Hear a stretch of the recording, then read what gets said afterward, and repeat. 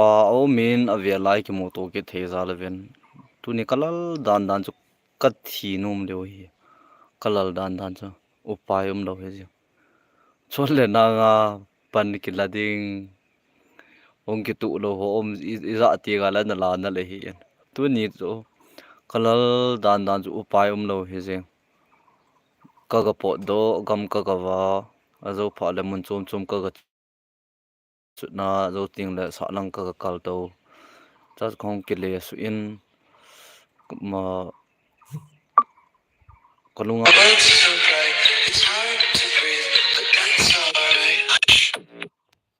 itu do na tu ni chu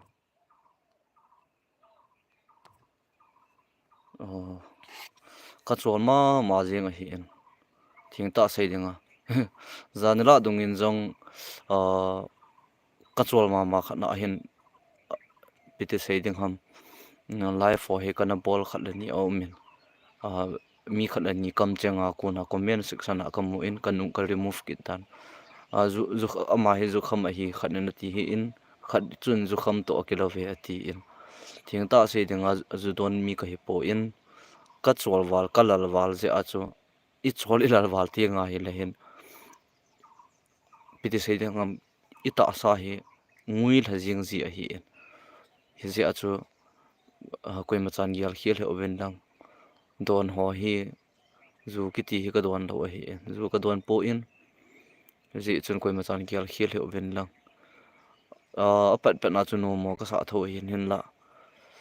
I ma chan ka gyal pon aji chu mi apu na ji wa ai ro le het thim lo ji wa sei o hi ka tin ka lan hin la comment chu ka remove in a hi aji chu ke komai comment hoi lo ke su lo mai ka remove jing aji so chu ka sim ki ja min comment section wa pha hin pia cho ka sim ja ka kitil kho ji a hi bo ben lam khu gen hang sing hello bro hello hi ka chi ka po do ki la tui ka ke po yang ke chai ki na hi en chola na nga gamda na ma ding pan ha la kila a hi in hi zong le ka sei num pi pen ta kha ikilung kha thei du hi dei sa hi in ki ho hi thing ten se le sum tu hian lang ipi tu hian lang sum la pai tha le zung iza den tu zong za bon chi nam na tong na hi hi zong le ka sei num pi pen ta gam gi nga ho hi hin khu phal nga ma ki ma hi in I op ki do ita sa ki do a hi in abui le ki do nga ma ki pang a hi in thing ten ki se le abui la ya chu thi le hin ki ka a hin kho ki mang a hi in tua hi ahung nup hiu za pha nai lung mong ta ki la thu a hi pathin ka thang ven tu ni chan gya gal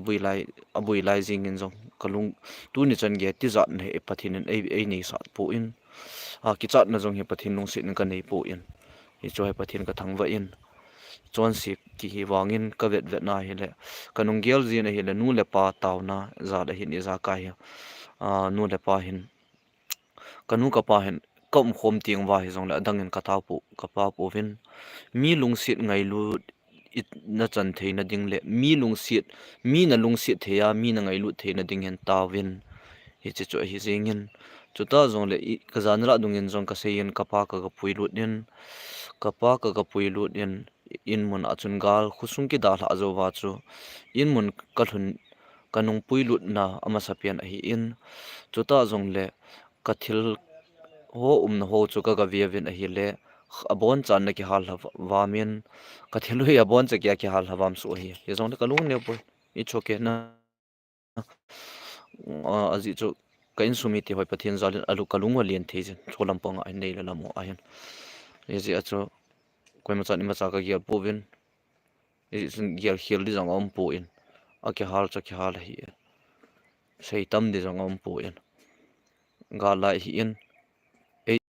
ki halin tin mi a jong khalin tin ei jong ki thin tin mi jong thiding a hi in ji achu ki ho ke ki thamun na pen chu pathinin ta sa dam na ei pi phat over hele ho poi I ho I nei lam chu le si na dal ha ding a hi in ama bang hin khu hi pate chai mana pathin di lam mana hele ka pan sei ji kho van ga ma di chan gi a hi in chu ta jong le hin khu chu phat phat na dam na ai kim phat na hele nei le lam chu nung lam ki thi tia ki lamun ka hi ovin tu ni chu hin sei hin ka ting ka chol ni ka sei bang chun chom choma ka pa he zo wa hi khusung mun khat ka chu lut ka lang pi in ka chi na ho he location ho hi comment section ho to banga nin dong ji oven ai lo hoi lai mun ham ti oven aka khen ka don bu jin ka don mu be ji lo hi in aji chu kom no hi ka se bangin aki wa nai ni ji pa ji ti nga hi le khat pa ho aki nai dan khu 100 to 200 meters so aki ki nai cha hi ki nai hi ta in is hi location ho ki mo se the lo hi in hi choi ne hi thim win la hi ti sound chun ka se bangin Facebook elo WhatsApp elo vai khat ho ka number ho khana kana pi ho a chun na mu the vai lo WhatsApp ho nin contact win lang hoi lai nam ham elo hi ti ham tin nei dong win a ho boy I choke na koi hi zong le ka welcome hi in koi macha ka the tum am pun koi macha ka ka chum bol tum am pun mi zo si hin na mi pi te zo si bon che ke thakhat chana ka pi hin nu le pa te in zo azong ke pa in ka chola ka lala kalal wangin nu te khanin kaung thun chan hi lai ya to ai ke lai ka na mun hi kaung thun chan hi in nu te khanin kangpu pia ko nin nu te khanin phone in bolin phone in bol zo chuni pi se yam boinan taw pi nge te kidang ka sa hi hi ta nga chu min in bol pi namas in sumi te khela ama chama sa pen hi in taunanan man pi nge te lo aki chon siling la hat lo kg wanga chu taunanan man pi nge kalung ki dang hi ta bang hi mi ngai lut chan kam ging a mi ngai lut loi la pa ke taw pi chu loi ka pai bon cha taw pi a hi aji chu ke chu ke ho pi the pen ke ho pi the ka tis number nei pen hi zia chu a in kola taw nei pin ka ke pa henu na na vet na hi la ya hi nang na sei bangin YouTube modunga thil anana vejin hi nang man jong na vet din ka ta sinin na chunga ka ke pa kya tu ni ka po do zo chun ka very funny mai the thinu mum liu ai wanga chu I tu pe na chu I ma cha hello ai wang I tu pe na chu ha tu ni as ka pot do hi in hi chi zong la hi ve vin la zong la hi asana sanga hi ka kal na mun cha sang hin tin ka kal lai ta ka ki zu do ka kal lai ta ya mol hi adan dana dan nia hi in ka tun ji a ka kal ke ji a yo pha le ka ka khuna ka tu ki zia yo phan mun khana ka tun ki na li ding chang ta ko ka kal to wa ka koi a hi kan lo pa na hi le ipit tam itia he le them khat kan lo a he lo ha chai ke di ki ti a ka mol chung bong hin tin ka lo na chu cha pa ka thinum na na chu bonga lal ta zong na pung kal ho na he du a hi in lal ta chol le na nga ikal to lai ta a iki zu to wa jong khu kilal ji hi ta in ka kal lai ta kan he pan le tu nia chu a hoi zong a hoi in aga hi chi wa chan zong ni hi ta hi chi thôi ai wanga ani the wa zo si kan nan hi chi a hi in kan tam lo da zo ta pu in aji chu tu la hi a mi pi zong hi atamin hi ji a chu mal chami ho hi am lo wa zong hlam sunga bu ni zong lu hiu zo ma hi chi a hi in si zat bo hi kan lo do ki chai lang hi a ki chai lang hi tan aphung ka kal to wa chu pi ka ki chop la re kalung jale kalung tha dan chu kalung tha dan chu thinu mum le ka tina chu hi a to na to kilo e wa ka kal do a ka mol hum bo a chu ka num le hi lung chang ko na ka het lo ka kama ka pe mol gu chu ka pe wa ka pe ke bu ta lo ka pe ke bu lo phana upai ta lo hi in ja chu hi za ni a hi in hi za ni tu za na tu ni la a ding he elo jing kala mal medam thempa khana me di a hi jing ke pa o me ka se bangin thing ta se dinga zanila dunga kapa kapuya chu ka emotional do tho hi aji chu gal ki ti hi mi hi phate chan ka he ta in mi hi mi na sei jing ho hi tu all in aki tu jing mi hi min thil hi aki tu ji tingal ha san na gen thene aki tu ji tinga aki ching aki lim che kapa ka puilu na hin ho ina hilim ka ma hin hepa ka puidam ka thile phanan te tia bam khat jong lumi a kum tam lang hi phat wa hi longyal long sei do thei chi tele zo khat le ti atia ki phat lam jong mai thein te hoina ka puilu na lim ka ma ka pa vo avo so aki hial hi ka hiat mo hi gal masangat pathin nu sinin na hi na bangin mi amai jong piti sei ding ham ki su sial na line tun wang hun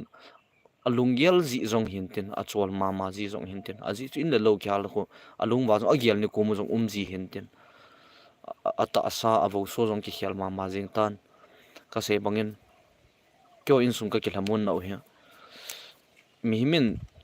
pathin dam nei pi phat phat vai la phat khat tin le nei lam ki lam ki tho tho ding a hi he ji achu ka se nom pi pen ta kha chu a so pi ula naw te ho mun chum chuma ho in le lo ki hal ta ho lung se te in nei nei na lam ho chu pun a hi oven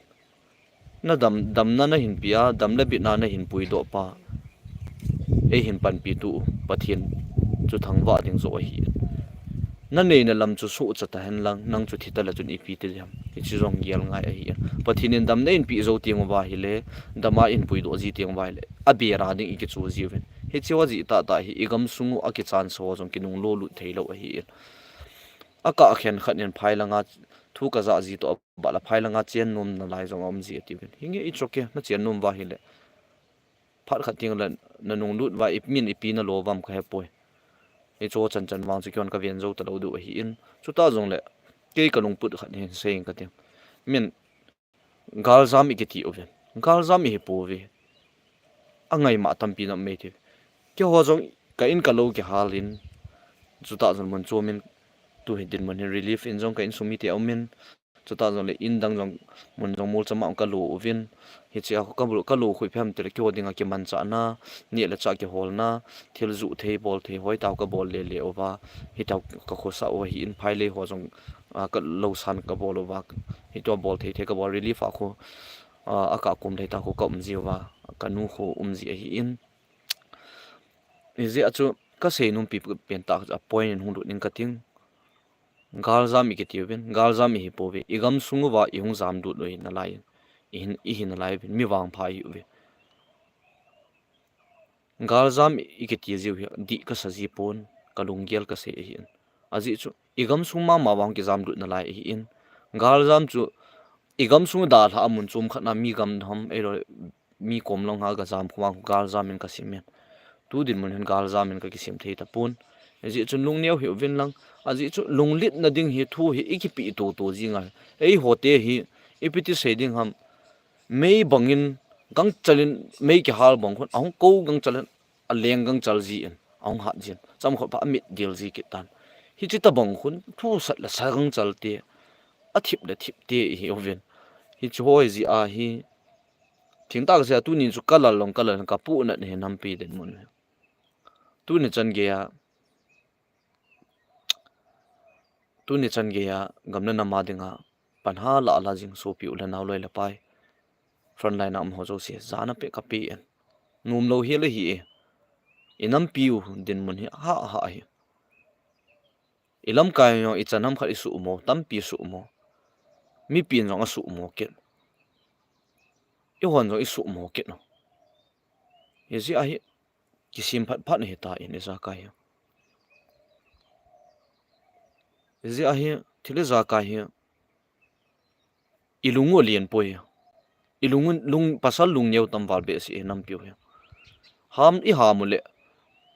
mi that dingan a hin la mielma dova front line a duty kumni cha jong thingnai lo kumni cha jong thingnai lo wa tua ichi mo hi that ma ta hi hiove ipisi adat ma ta abul chunga kita ta nampi na tonglo itam ji o hi in ipisi nampi na tonglo itam hom itile sumle pain it ikita povin chuta jong le mi pi pui hui dan thim lo tamin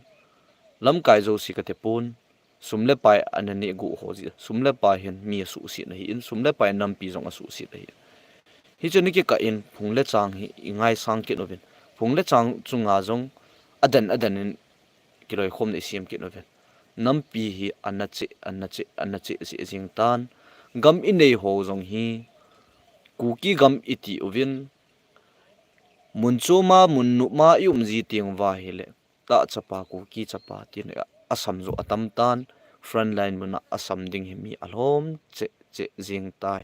egal mi tiau hi phate cha ki go a hi yezi achu athu asung thu bang thu chatning ke sei ponte mial ma te phate cha ki go a hi yezi chun tu a jong hin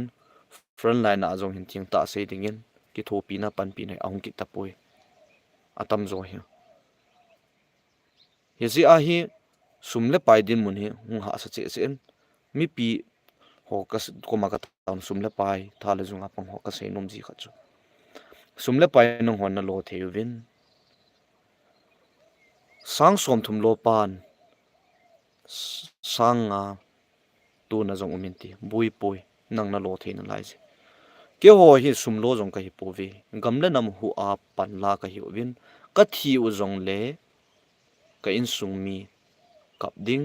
ka nam mi pi kap ding chuta chu thi nam mi pi kap ding chu ting chu le cham kha pha le thip dil kit ding ha hi in nam pi hi chu ho hi ka gelu bin po na nei ta pa na ke la ji wang hen i chan hi ke ve ji a hi le i ke demo vin nam pi song pum chaven a chaven sodam le gomara thusim isim hi chi chu ko chi ta bang chu i di ta ven in nam pi galzo na hi pathin eke gin cha da na hi ap nom nai po vin te ki ap na hi ve ta tu din man ai hezi a chu tu din hin pathin ap na him te ka tin si pzi ham iti ai pathin lung de bol te hi lo pio hezi a hi pathin in kai gya lai ka se hi tu hin ka cha te ku ki nam mi te hi ki pi han lang gam ki pi te han lang hi le ipi in ei wa chai diu vem e hwan wang pathin tu din mun hin lol hin na gam tu mi dalo ki muhan lang hila zule sa a pathin yel phatalo ba alom tam ding hem la thala kap pu la lom tam ding chuta jong le a hi lo lam lama in khumang itam diu je a pathin en ap nai lo oi yezi a chu tu hin izat nin tau jing a tau ho jing jong atam zo he ka lungdon na ta na tau vai amuding in tau vin na hum po do ai ke holim ji tiang vai ki mu hin te ti ho lung put ni sei hi vin 2000 le front line am ho jong hi til kho ha no vin aji chuna nei til kho ha lo wal ala sam the ka hi ve ka hung la sam tiang vai le nam pi la sam ding a hi aji chu iza nin mi zo sin pan akila chi nai hi zong le gam ging a ho hi sun le za na ki chol lo wa i chim na lo wa pan ha la hi time na la jing ai in iki oi mo to lai si over nam pi zong hi khang to loading a hi zia chu ki oi mo to no hi pai la diu nang ke ti pun mi zia kin ka pu na ji ta kha ji yo ke ka a ikina aziu ike so sang ji ho hi ka pu na ji en hi cho bo ikina thewal in sung ji nga zong hi boina jing theiding a hi yezi achu tu din mona ka tip na num pi pen khach inam sung wa jong hin gam ngai lu ding dan in sung mai chamin jong ki hil pan taw hete gam i ngai lu lo wa e le pathin ei pi u gam hi i ngai lu lo wa hele pathin ei la pi the ki ro hin mial ma te khu na jong pi the a he jong i du hin toy gam pe pi i chan sau hi a chi sagala yezi achu le gam nung lo lu ding tam pi nei ve ki mo oi mo to pote thilpha bol ho sumle pai tu hon jong na sumle pai tu chu sim hi in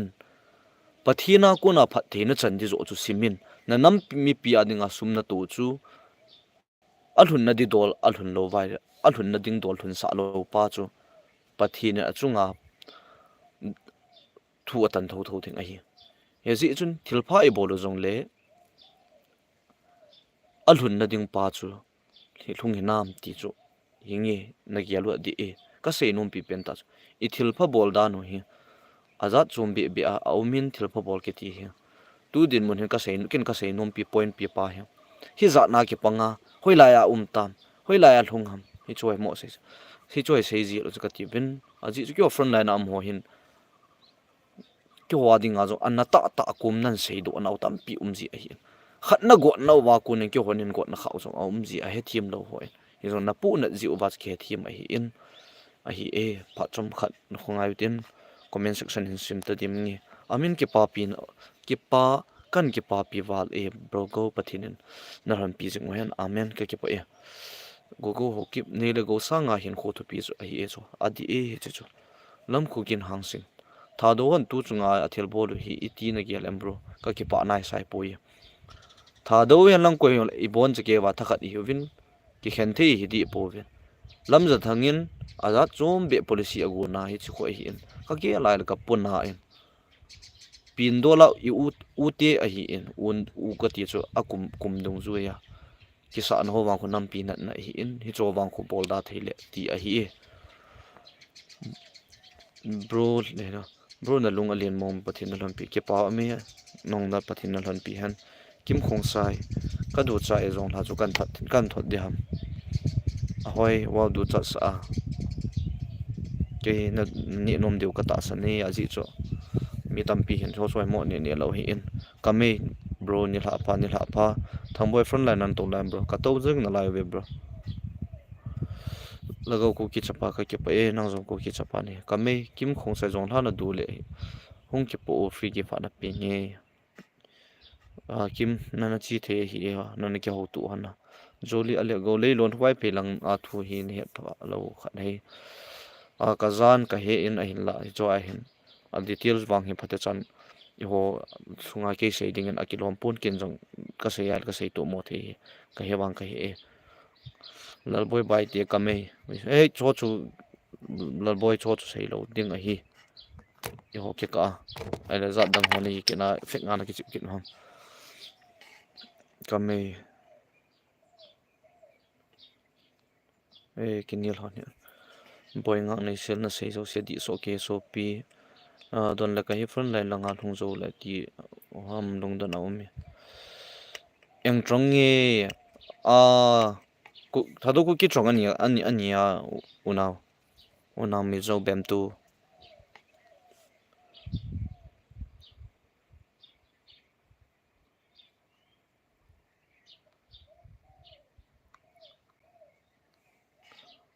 thanks unaw mi zo bem tu for joining my life lovely son of ke bro hung machal jing o ke pa me na ho jong machal jing o bo kame kanam mi te 64 in view ovin mi ten lai bol ovin na lai ve view zo sen la ke pa me tu la hi a view zong ya hat be se pon ye zong la kho poi ka ke pa e a view jing ho za len aji chu ke ho hi thing ta se da gam le na ma ke pang a hi je a hi gam din mun hi chi hoi vet na ka vet sa jiu hi mi pi hin ve hen lang ke til kho nan nei han tia ka bol ji a hi in thing ta se dinga ke chol ji a hi in ka hin bol ho ka hlang pi a ka on kom la ka hin bol ji a hi e Mohit Kumar hello Chinese hello Pakistan Mizo bem tu Indona I ummek ami sir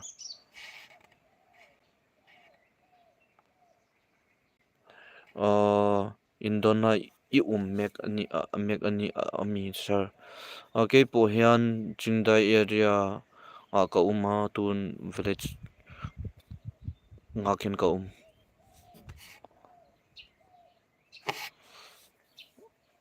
thongbai kom bro where is your village it's El Chazang Kangpupi district bro Mizo BM2 are you at war right now yeah but I'm in front line right now there's no firing because of the PR as the central government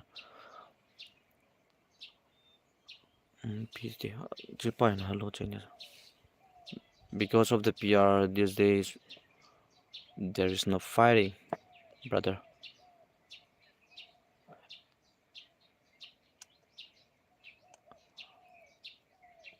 Mohit Kumar Bam Mizo Bam to damn stay safe brother thanks brother thanks I don't know brother or sister. Let me say like this. Unao mizo boom too. Thanks for the comment and thanks for joining my life.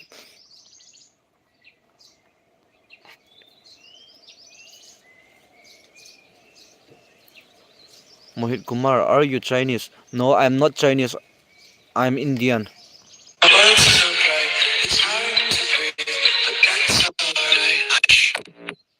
Itu dah nak kat lah macam mungkin dia.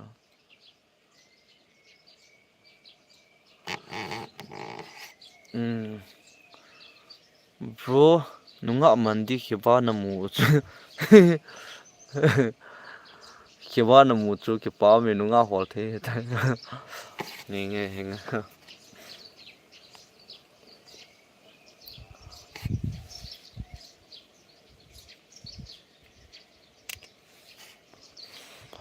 Mohit, are you Indian? Yes, Mohit Kumar, I am Indian. What about you? Are you from Pakistan?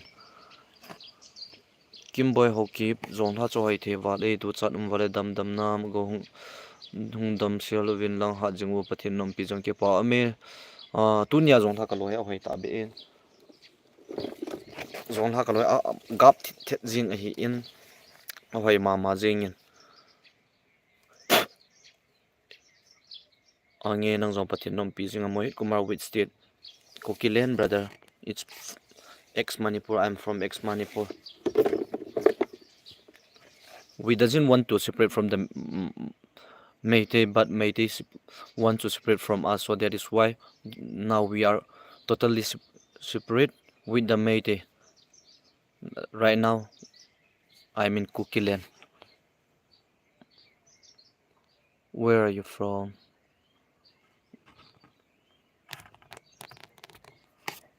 Sadar Singh Rathore, where are you from? India, Manipur, Kukiland, ex Manipur. Right now, I'm in Kukiland. Sadar Singh Rathore, please reply me. Okay, brother, I already reply you. Mohit Kumar, I'm Indian, not Pakistan. Yes, that's good. We are Indian too. We are same brother.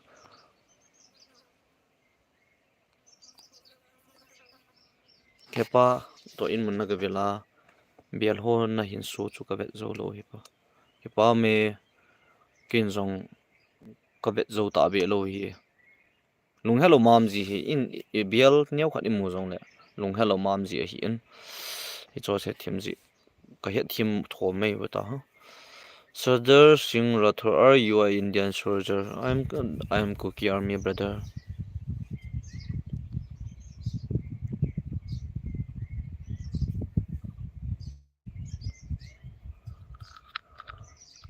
Hi bro, do you know Hindi? I can read, I can write. I know little, but I'm not fluent in Hindi.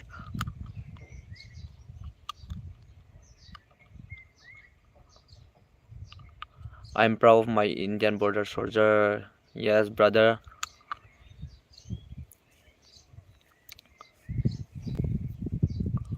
Till today, we respect Indian army from even or from our side. If Indian army is in trouble, we are always ready to help them. Mohit Kumar, your language not understand me. Okay, brother, you won't be understand because you don't know our language. And you can comment in English. It's okay. George Cookie nam pia dinga na panla na howang pathin thoni kilia sahibi yan non kinep pijo ke pa me George Cookie pathin ibon chawin ei kilan pijing ei pan pijing han nathil ke je he nathil lo to na pa to ka cha da ji ni I really hate ke buye nathil lo to na pa to nathil le kan phati cha nathil u na pa to na khu u kalai na e 93 gala panan kalung ana e lungnat wang mong jing hi ti boi ke bol jing kho Sadar Singh Rathore, how is everything going on brother? Right now it's good, brother.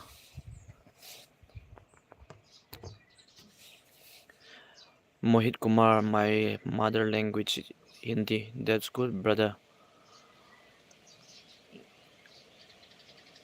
Now I'm process of learning Hindi. When I was in class 3, I already, when I was in class 3, I can read, I can write. Uh, Kaka, from that I can start. I start reading from that now. Kame Mohit Kumar, please like. Okay. Sadar Singh, I hope your family are proud of you. Yes, brother Sadar Singh, my family, and even my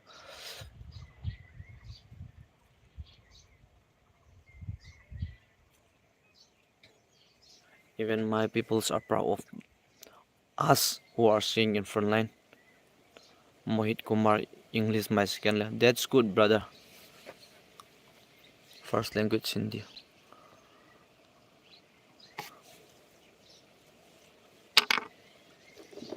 Zo phalka choi su de tai.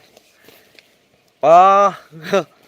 tu ni chi ji a hi ka thi di chat ta be he. Ka sang wal be se nang ki chop la ding ka lung za lewe. He bro he pa chu kumi zat ho he tam 60 plus he tai.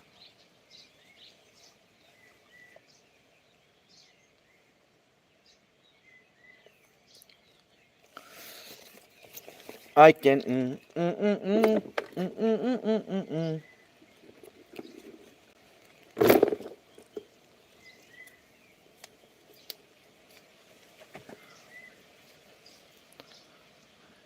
Any sentence tell me खाना खा ली है तुम्हारा नाम क्या है कहाँ से आया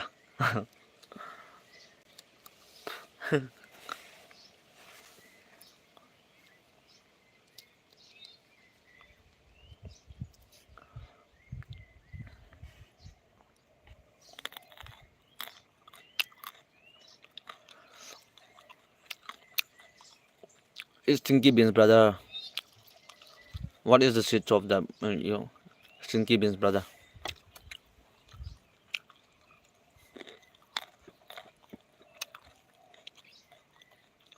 Oh,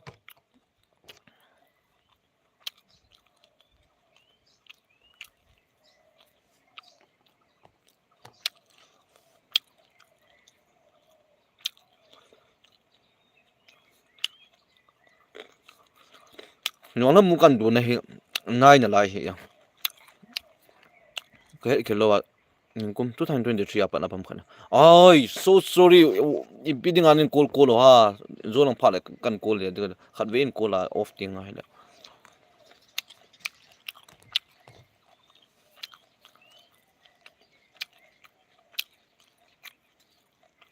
what is the name of the seed you eat brother is stinky beans seed is the seed of the is the seed of stinky beans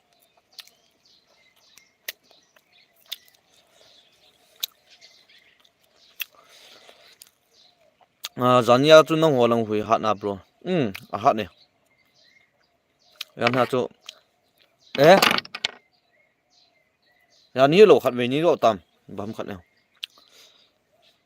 zana da ma dap ji duty to le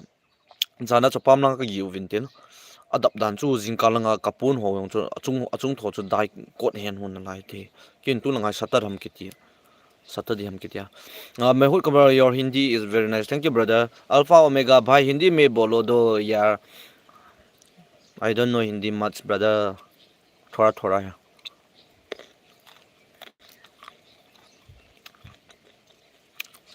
तुम कैसे हो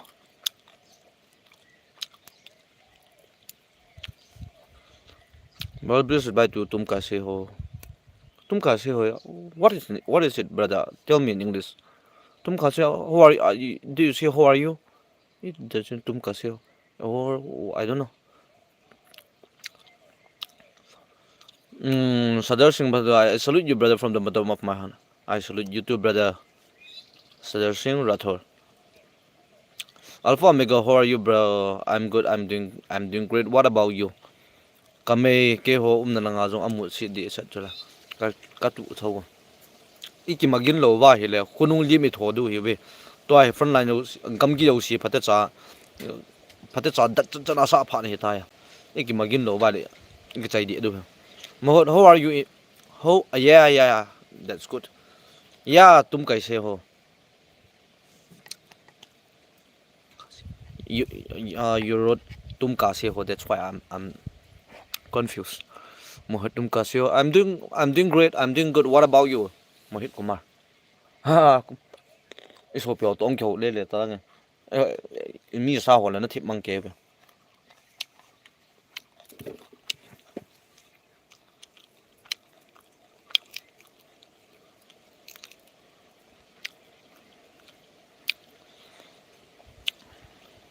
Acha ho. Thank you, brother. Acha ho.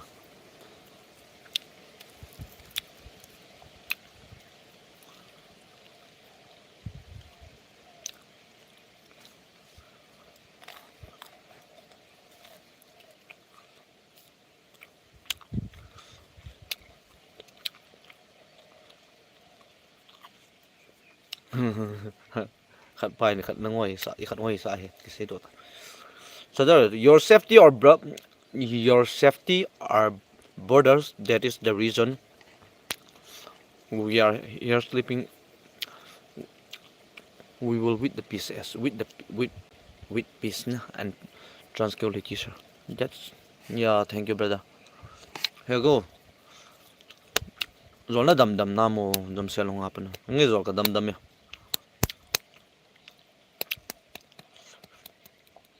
Kiang pu chong lu officer sei di kan hian lo. Okay.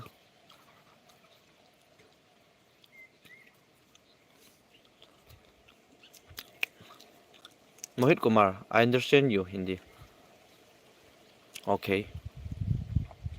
Thomas Kilong, bro na zon hani cho kan do chai. Ka gil kil he bro. Ka gil kila kan ni he.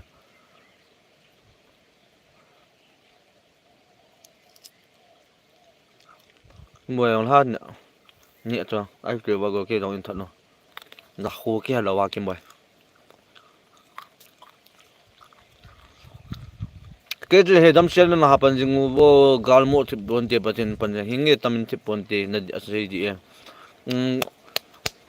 sai ko gin tong lui gin song go jan hi ma sa bui na chu nang hoi in na to kinai ro hom a kinai poi bro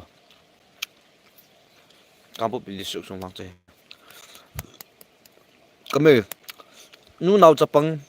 kana ti la kho kana ti la kho nang sim ham nang sa kai sa he bro ulu ne sim chin nei kim ho kip ne yong lan mu chu amin a hitam sil na lai chin nei kim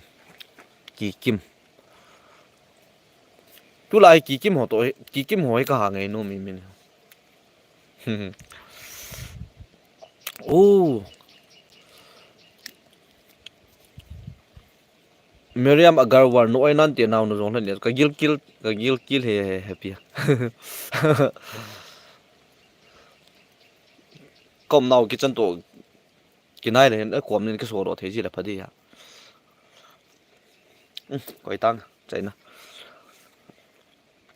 mang len baby hi iti le nong ki pui dio ham baby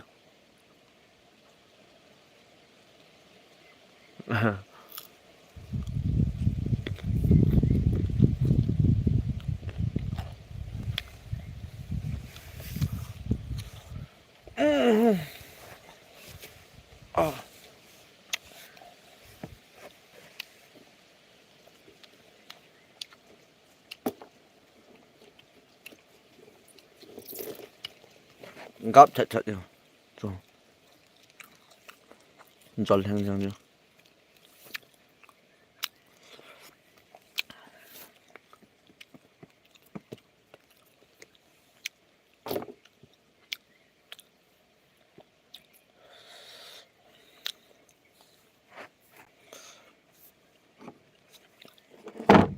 what's a cup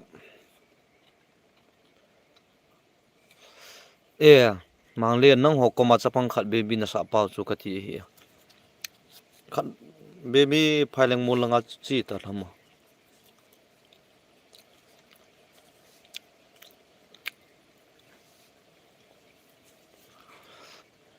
baby tu phaileng mo langa chia ki liao ba tai ba ya ama phaileng mo langa om Sadar Singh Rathore, I'm proud of myself to talk with an Indian soldier. Thank you, brother. Thank you, brother. Chene kim, nau ki kim. Amin lo pi chu ha ni hi o na ki ni ma di hi. Nge ba. Nam sit ki de o. Yo phala basketball on tam nam te ve to sung lang yong hi nam the thu ta ta.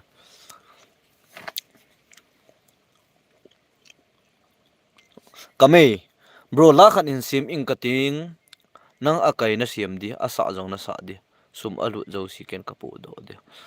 Akai wang hi om pian khat ki bor sa do ki hwa dinga wang ha sama ma jing bro ki hoi upai lo duty mo na ki pa me I sa ule hi jing hin la lap song hi lo de hello haso hasau gyan lo hello mera comment padao okay I already reply it brother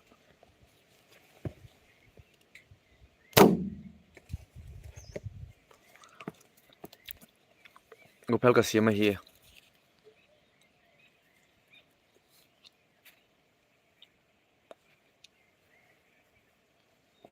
self protection is for self protection na hit your lunch brother yeah I already had it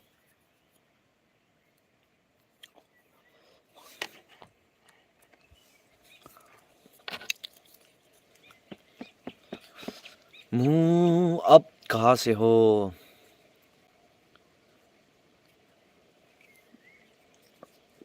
कोकिलेन brother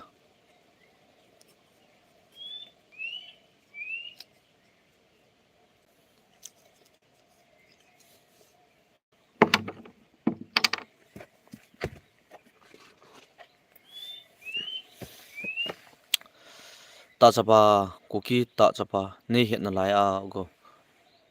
na melu na ke sei ji lo vai la ka het ji ta lo cho kili sa na hi lo bin youtube hwa hi thil ke thei ji lo bin na comment hwa hong ki per ka khat ja ka het thei ji lo ya nong ki sei thei boi ngak hung o cha no om pi nge ka lai na wal he ke pa o me kame nam la a he o ka ngai nom wal fbi na min iti na ko Gogou Kuki ka ko Kuki ta ba boy mang ku ka he okay boy mang kan gel do te na dam na hoya na motam tu la ba iki su tu kha te ben hoi langa na to ta ai lo le ki chol ham tu la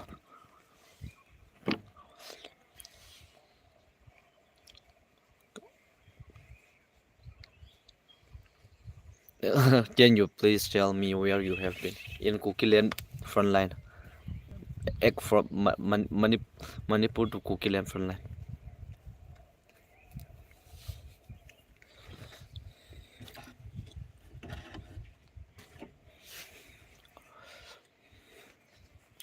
dam le tu kum wang lam ka khat ve wang ka pha ding a hi bara wang tam wal be se na upaim lo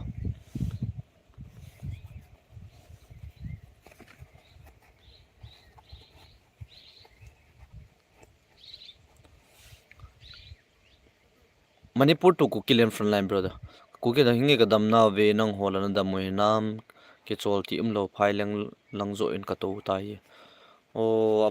phai dam la o leng ki su to kit naw te ka dam na ve ki ho zo pathian zalin se ku chong chol la ka dam na se cha se pi ka ta ka se pi lo pi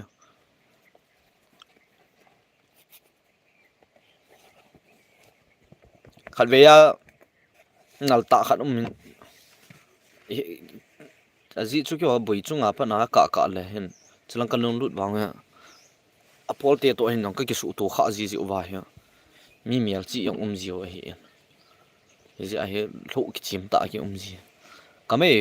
broke duty phat a hi te na out ni tang mp em ka sem hinge bro tam social po no me. In which place you have been posted, sir? Koirenge. Loi ho wang na lai ve wang ke hi chelang zo ahe. Na lai.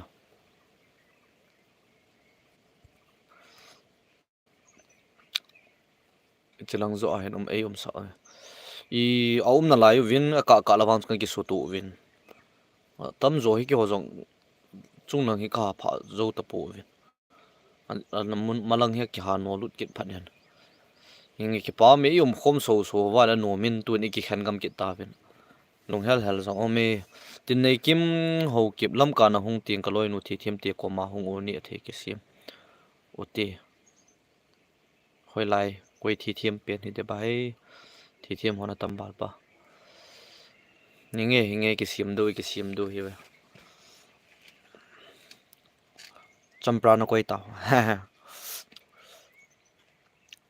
grab to champra na koi lau chon ka hu ne do Sadar Singh Rathore, you have been posted in North Korea. No, brother, it's in I'm in Koirenge in Manipur. Kuki chapa ka lunghal mo hey lunghal mo jing upai dang la talo songil ala o okay songil ala o team ko kan yel do tinai ke songil hon hi ham ki kim no Sadar Singh Rathore o Kori Gur sir Kori Gur. How come you, brother Sadar Singh, you tell me you have been posted in North Korea? That's see this.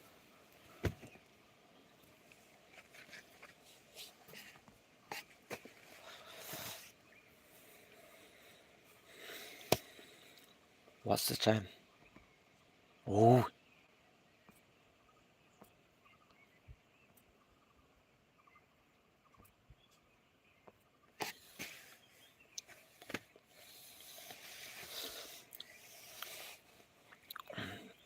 Kasay bang chun na ho hi amun chat nen do ji samin Facebook ham khat na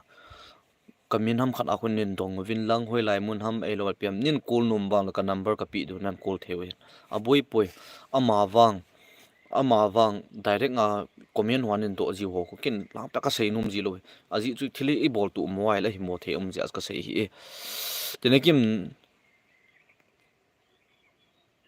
no thiam loi nu ka hi khat ve na hung in kan mu ya ma o ina ka hung ja an jong ka ne ji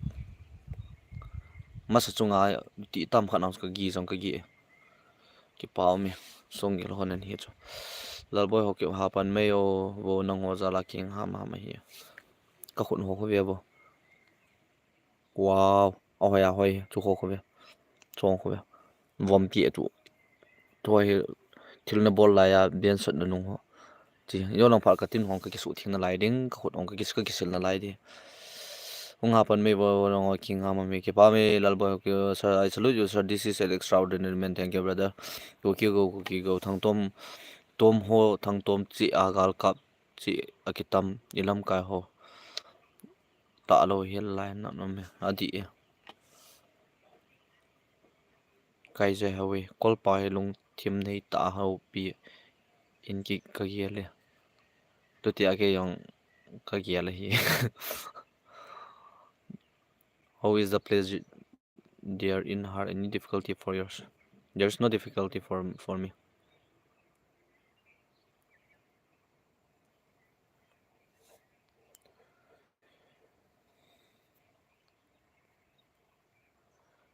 inge pi le dam sil sel hi tivin ka se bang chun ka na ho he direct in mo comment section on mo do hi win lang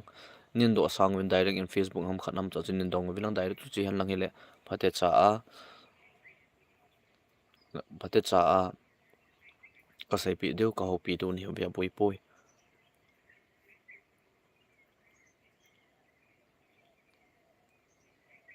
ko kita chapa mang ahoy hitan don but de ya okay dam sel